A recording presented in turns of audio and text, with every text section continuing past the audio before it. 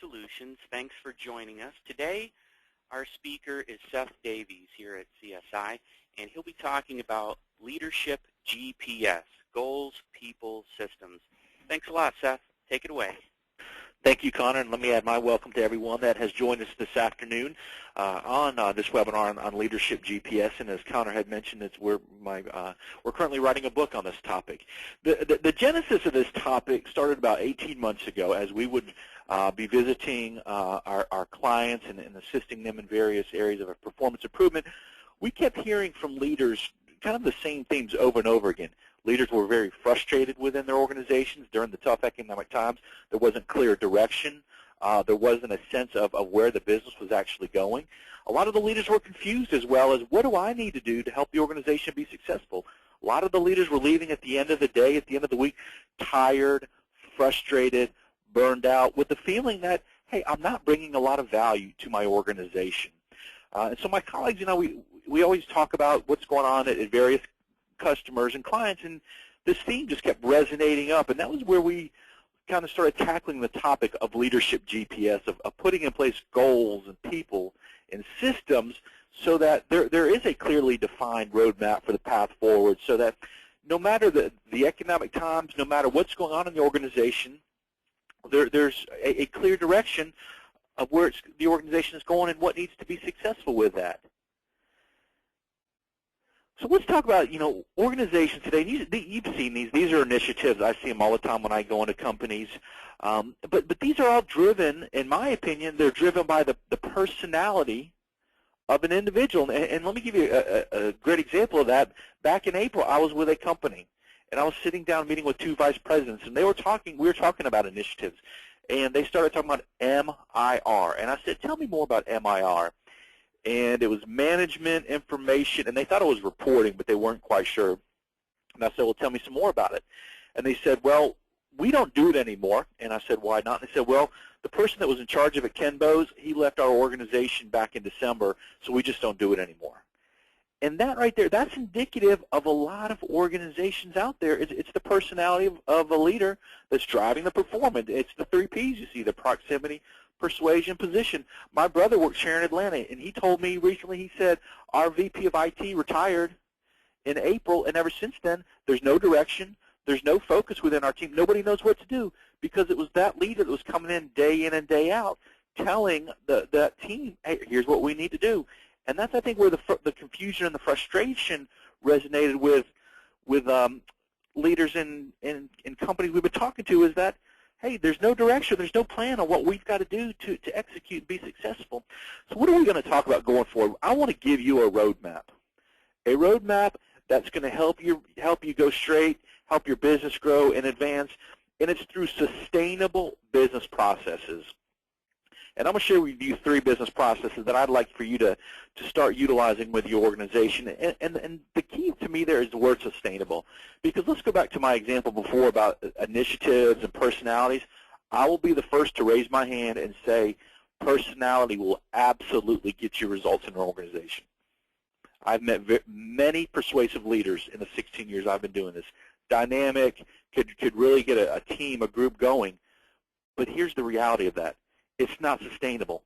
It will not last forever. Eventually, without that leader, that team, that work group will experience atrophy.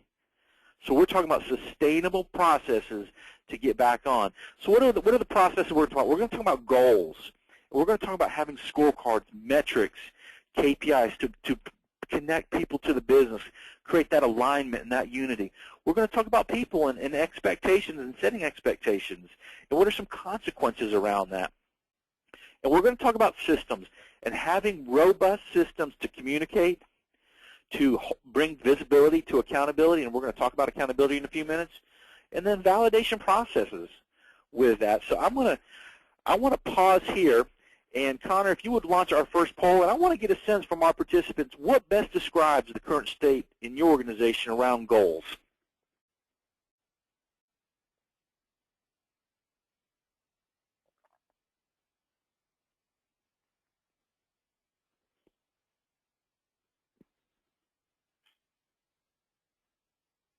Okay, about 5 more minutes, 5 seconds.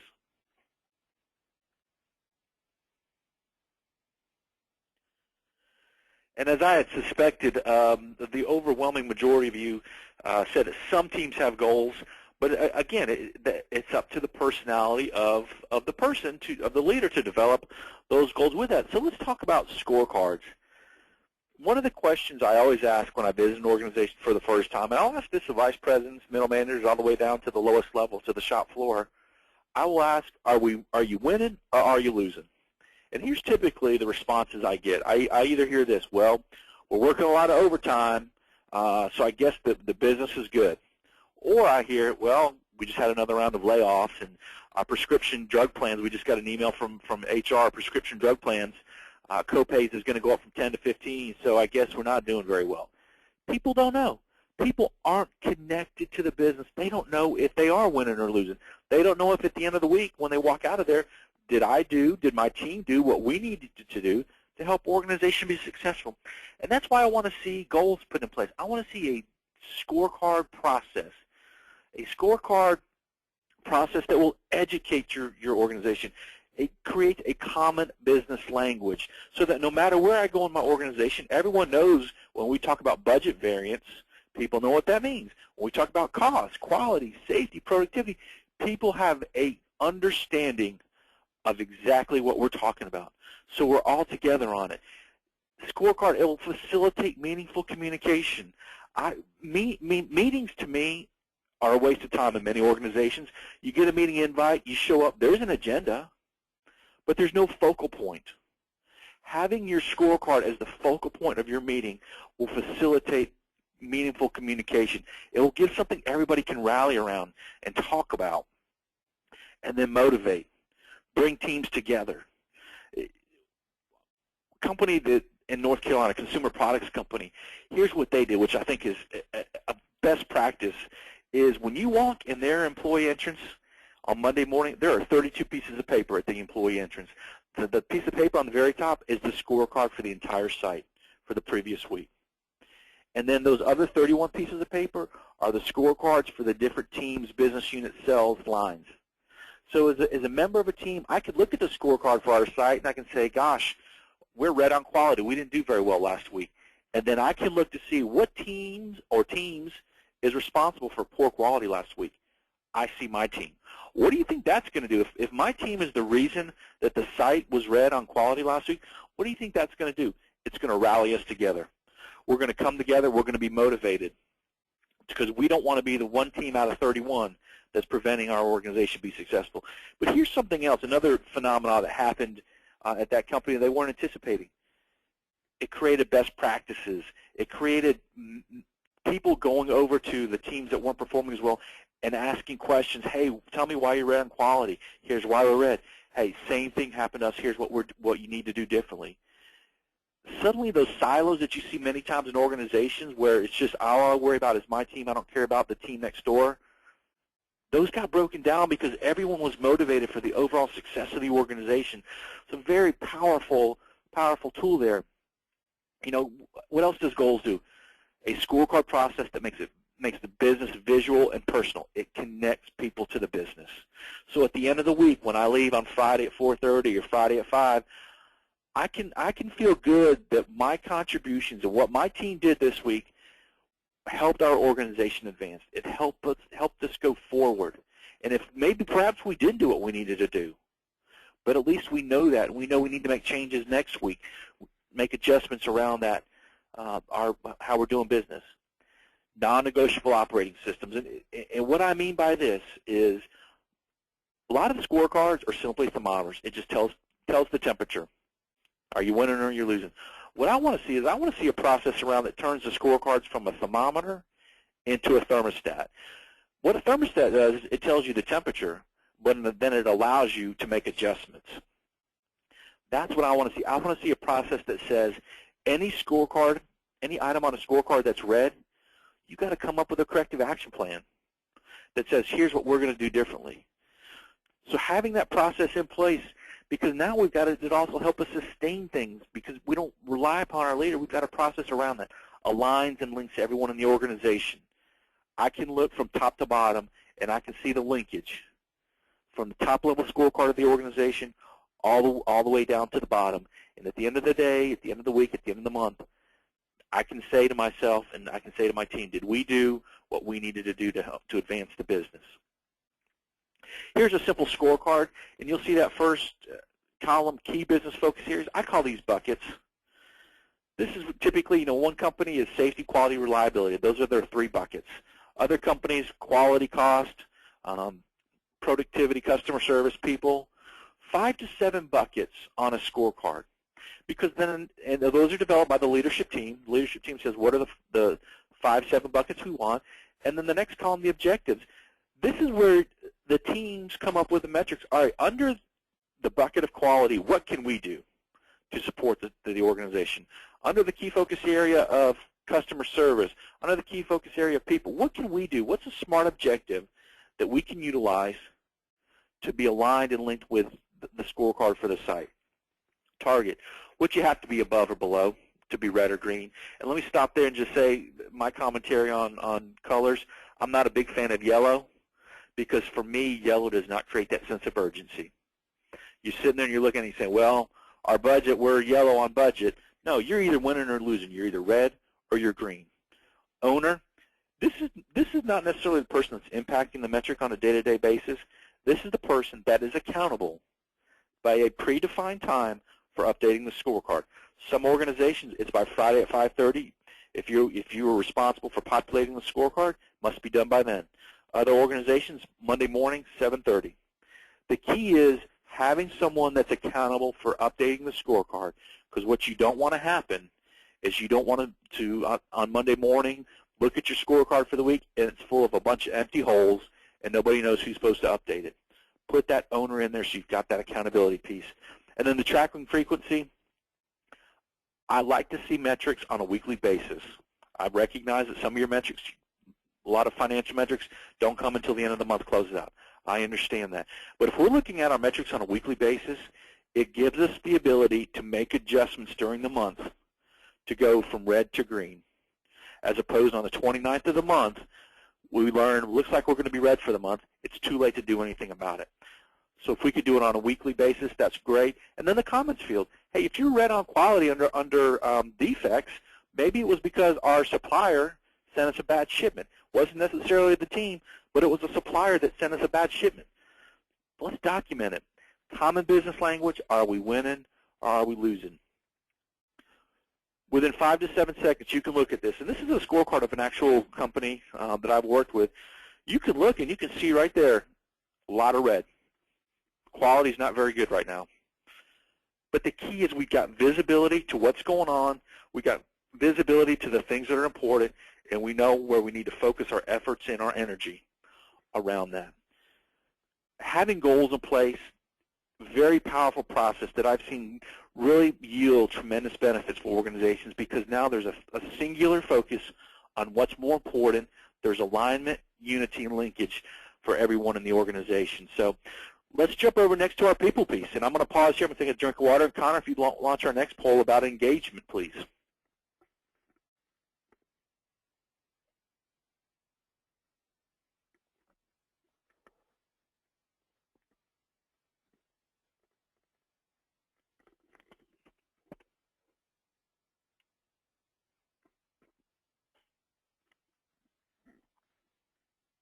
About 5 seconds.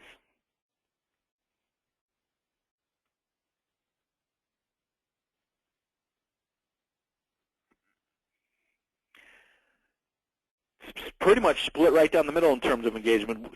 About 48% of you said there's sporadic engagement. 45% said little or no engagement, and then 5%, 6% said team is fully engaged. So, and that's indicative of a lot of organizations right now. Is the engagement just isn't there, and it's people are frustrated, people are tired with things. But in some things, I want you to think about some questions as we go through this. What type of culture do you currently have? Do you have selective engagement? Let me give you my definition of selective engagement. If you think about your team that you may be a leader of or member of, there's probably on that team, say that team's got 9 people, there's probably 3 people on there that are your go-to people. Every time something needs to happen, something needs to get done, we go to one of those 3 people. The next group on your team is, you may have 4 people who are, in my opinion, they're doing the bare minimum. They're doing enough just to stay below the radar. But if you ask them to do something above and beyond, probably going to get some pushback on it. And then the remainder of your team, you may have 2 people on there that work 4 hours a day.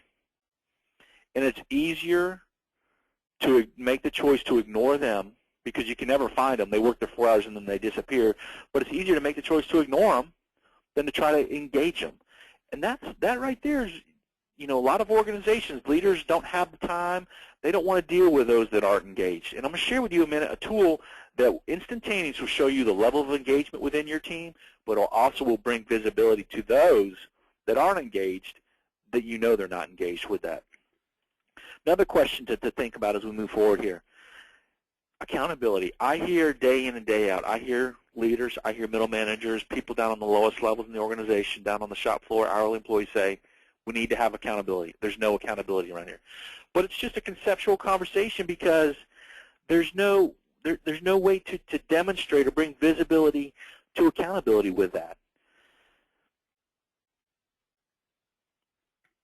Cultures of dependency. And let me speak to this for a second. There is a belief in some organizations that if our employees are happy, if their happy meters are full, that they're engaged employees. I disagree with that. And I want to illustrate that by sharing with you an example that I saw recently. I was with a middle manager of an organization. We were walking through the hallway, and one of his employees came up to him and said, hey, Bob, how much vacation do I have left? And that middle manager just instantaneously said, I don't know, but I'll look into it for you. And that spoke to me about the culture of dependency in that organization, because what that middle manager did was took on something that he's already got 10 items he's got to get done that day, and he took on something else, something that employee was totally capable of doing themselves. And I want to share with you later on a tool where you can break that culture of dependency within your organization. Accountability must be visible and personal before it'll ever become real. And in just a second, I'm going to show you an action register which will help you do that.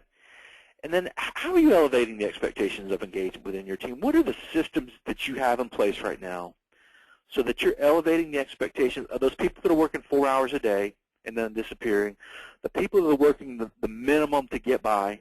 What are you doing to elevate their expectations? Because if you go back to my example, my go-to people, they're getting tired, they're getting frustrated because they're saying to themselves, why am I working as hard as I'm working? When I look over at Michael and I look over at Kathy and I look over at Jamie, they're not doing near what I'm doing, but we make basically the same amount of money. Where's the equity in that? Where's the fairness with that? So let's talk about using an action register, because a lot of times when we're asked to do something, here's our thought process. Well, I know Randy's traveling this week, and then next week he's on vacation, so he's never going to follow up with me on this, so why should I even follow through on it? What I want leaders to start doing is I want them to start documenting critical tasks, ownership responsibilities, putting someone's responsible for getting that done, and putting a target date on there. This is how we make accountability visible and personal. So when you're sitting in a meeting and someone volunteers for an action, or they're assigned an action, or you have those drive-by conversations, which I just illustrated with the vacation example, let's document it. Let's put that on the action register. Let's put what the action is, who's the owner, who's this person that's responsible for completing that action. Let's put a target date on there. When must that action be completed? When are we going to follow up on that? When was it actually completed? Because that's going to be a part of our engagement measurement tool right there, is what was the completion date? And then the comments field. Perhaps the action wasn't completed on time because we were waiting on somebody else. But let's start having a written history of engagement, of assignments within our teams. This will help us move the business forward. This is going to help us raise that level of engagement within our teams. Let me share with you, this is an action register. The company I showed you the scorecard earlier, here's a copy of their action register. And you'll see it's color-coded. The red ones, they're past due. The yellow ones are due in the next 7 days. And you'll see responsibility. You'll see one person's name there. You don't see the team's name. You don't see 3 or 4 individuals' names, because I've seen that happen before where the team's talking about an action, and Bo says, well, I thought Will was going to do that, and Will says, well, I thought Mary was going to do that. So now we've lost all sense of accountability. Accountability's got to be personal. And when I mean personal, we're assigning someone to do it, and it's got to be real. So if we come to that meeting and that action hasn't been completed, we don't change that target date. We're going to keep that original target date. We're going to just put a new date in, but we're going to keep that original target date and see how many times that action gets missed with that team, with that individual. Let's go back to my example about vacation. This is what I call a personal action register. And this is going to break that culture of dependency in organizations.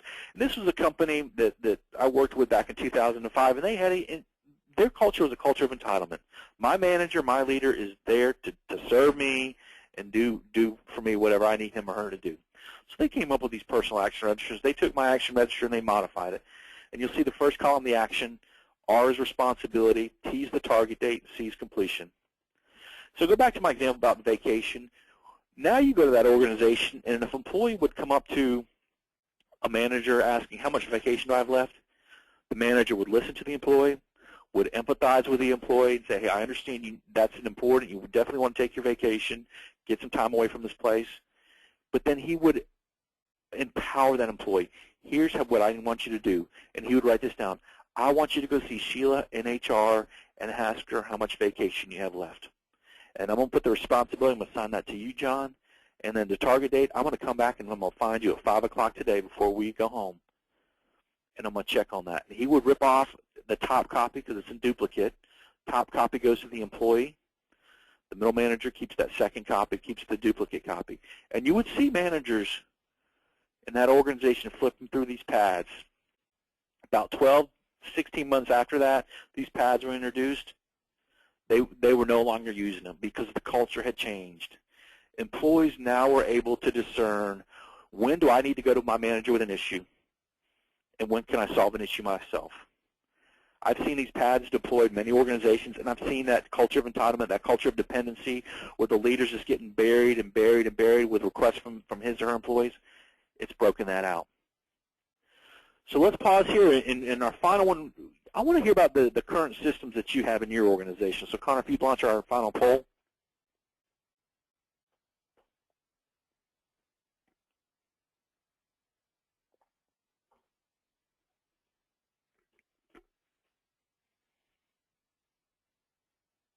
Okay, 5 more seconds, folks.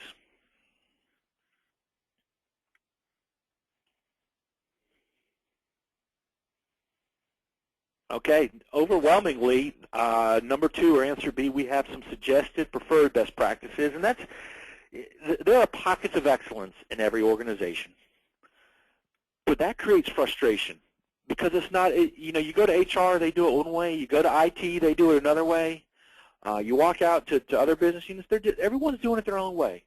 There's no consistency in how they operate and how they come together. So I want to talk about, you know, systems necessary that regardless of the personality, regardless if that leader is physically present in the building that day, the business is still going to go on. People are still going to be focused. They're still going to be engaged. There's still going to be accountability.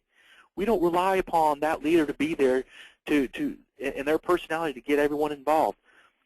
Battle rhythm of communication, and this is a term that I borrowed from I do a lot of work with Army depots and arsenals. And this is what they call communication. They call it the battle rhythm of communication. You know, do you have a process to communicate effectively with your organization? And I'm not talking about advertising. Organizations are experts at advertising. They do a great job of emailing. They do a great job of bulletin boards, of putting out newsletters, posting stuff on the company intranet. But what I see lacking in organizations is communicating. And when I talk about communicating, I'm talking about two-way, face-to-face communication, to have a meeting. And let's talk about meetings, because here's my final point on this, on systems. Do your meetings enable the business, or is it in addition to the business? Because most meetings I attend in organizations, it's in addition to the business. I got to stop what I'm doing now, and I've got to go to this meeting, and this is going to take an hour out of my day. I think I'll print off some emails. I think I'll take my BlackBerry, my iPhone, and I'll do emails during this meeting. People view meetings as a waste of time. Why are we having them? It's not a focal point. Having that scorecard as the focal point, it becomes an enabler of the business, the way you advance it. And so let me just share with you real quickly what I'd like to see once a week for 30 minutes. A home team and those are the people you work with on a day-to-day basis come together and talk about the business. Come together and pull out the action register, which has got our assignments, our tasks for the previous week. Pull it out and let's review it.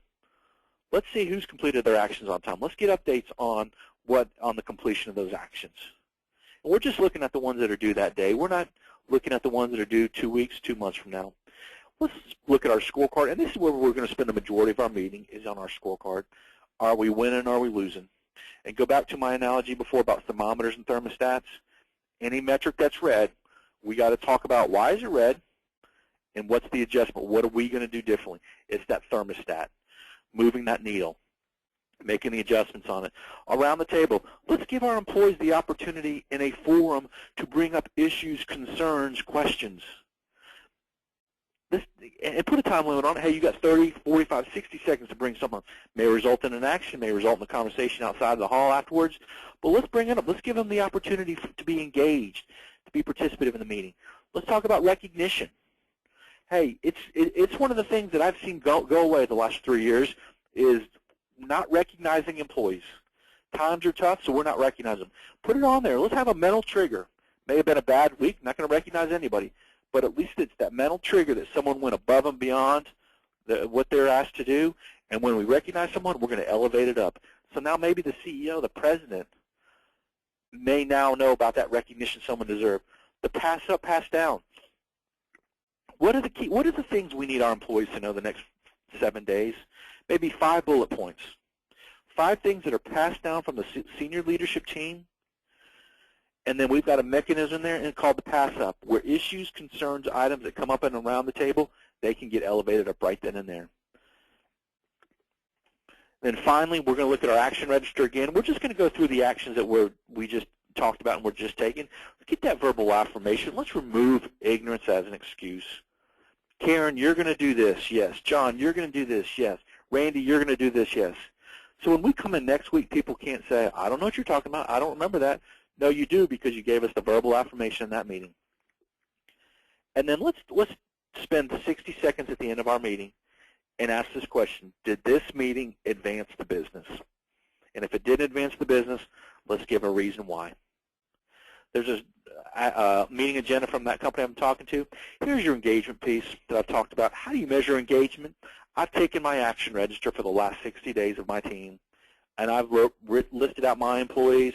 How many actions have they been assigned or volunteered for? How many have they been completed? So you can see who my go-to people are as a leader. I'm going to Shane, I'm going to Gwen, and I'm going to Linda. And who's working the 4 hours a day that I talked about?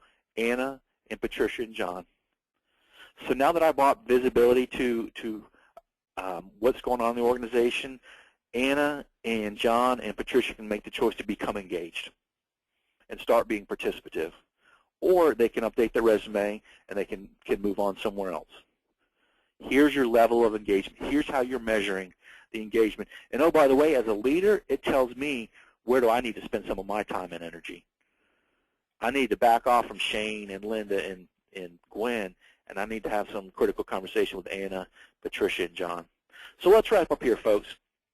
What does Leadership GPS bring to your organizations? It brings that processes, not personalities. It brings a greater degree of engagement because, again, it doesn't rely on the personality of that leader to get people engaged. We got processes that are going to bring that engagement. Accountability. I shared with you the action register. How do you make it visible and personal? Utilizing that action register. Now we know we've got commitments, we got dates, we got deadlines that we must follow. Robust communication. Employees crave communication. Communication is always one of the top 2 issues in employees on employee surveys, but yeah, it never changes because there's not a process. Have a weekly home team meeting to talk about the business, to communicate with your employees. Are we winning? Are we losing? I can't emphasize that enough. Having those goals in place to know, are we winning? Are we losing? Will drive things. And then finally, let's get back to the old ways. Let's recognize our leaders. Let's build our bench. It's easier to build our bench of people within our organization than go out and hire free agents to come in and be leaders. Connor, it looks like we got about a minute left. I want to pause here and just see if there was any questions that came in during our time. Absolutely, lots of good questions, and we've got maybe time for two here. One person asked about, the past few years, it's been extra stressful and so forth with the economy on leaders, but this person asked, what about employees? What is the biggest frustration that you see from employees? The biggest frustration I see is the lack of consistency in the organization. I mentioned it earlier. You go over to human resources, they do it one way. You go over to IT, they got a scorecard, they're communicating all kinds of information. You go over to another area, nothing's happening. There's no consistency, and that creates an immense amount of frustration for employees when they're in the cafeteria or at the coffee pot, and they're sharing with each other rumors, gossip, things that are going on, and they're not finding out about it because there's not a process for consistent communication. All right, last question, Connor. Okay, here's a short one. You mentioned a validation process, and can you expand on that? Yes. When I speak of the validation process, leaders can go and look at the scorecards. They can look at the action registers to see if they're current, they're updated. Validate that these processes are being deployed throughout the organization. There's consistency across.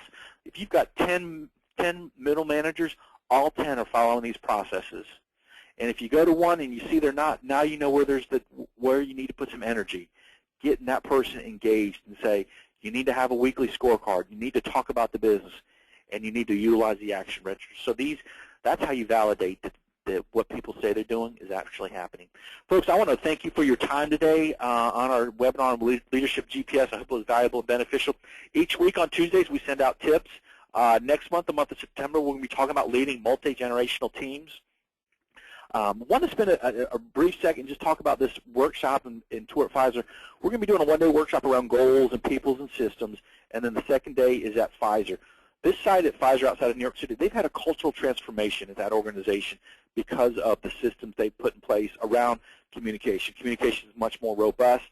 The focus on the business.